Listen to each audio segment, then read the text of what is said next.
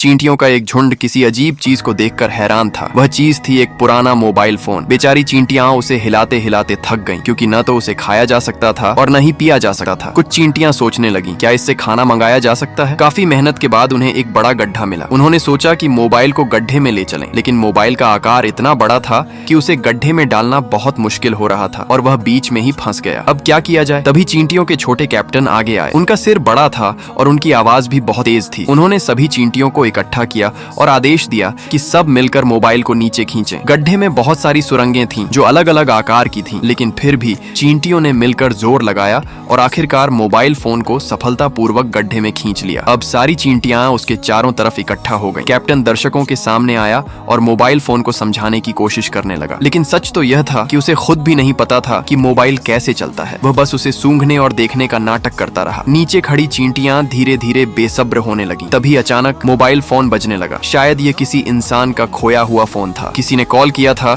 लेकिन वहाँ कोई इंसान नहीं था, इसलिए घंटी लगातार बजती रही। चींटियों को यह आवाज बहुत अच्छी लगी। वे सब चुपचाप खड़ी होकर उस आवाज को सुनने लगी, लेकिन कुछ देर बाद फोन की घंटी बंद हो गई। चींटियां थोड़ी निराश हुईं और वहाँ से चली गईं। उन्हें लगा कि मोबाइल में अब कोई खास बात नहीं है, लेकिन कहानी यहीं खत्म नहीं हुई। कुछ समय बाद फिर से मोबाइल फोन बजने लगा और जैसे ही आवाज आई, सारी चींटियां फिर से वहाँ इकट्ठा हो गईं। अब मोबाइल की घंटी उनके लिए संगीत बन गई थी। जब भी फोन बजता, वे अपना काम रोक देती और मोबाइल के पास बैठकर संगीत सुनती। यह उनके लिए आराम करने का नया तरीका बन गया था। समय बीता गया। मोबाइल फोन चींटियों को बहुत खुशी देने लगा, लेकिन एक समस्या थी। मोबाइल को चार्ज करने की जरूरत होती है और चींटियां यह काम नहीं कर सकती थी। एक दिन जब वे अलार्म की आवाज सुन रही थीं, अचानक मोबाइल की बैटरी पूरी तरह खत्म हो गई। चींटियां घंटी बजने का इंतजार करती रहीं, लेकिन कई दिनों तक कोई आवाज नहीं आई। अब वे बहुत उदास थीं। मोबाइल के बिना वे कैसे रहें। तभी कैप्टन ने एक फैसला लिया। उसने सभी चींटियों को आदेश दिया, मोबाइल फोन को वापस वहीं रख दो जहां से उसे लाए थे। जब इंसान फिर से आएंगे और फोन ठीक हो जाएगा, तब हम उसे दोबारा चुरा लाएंगे।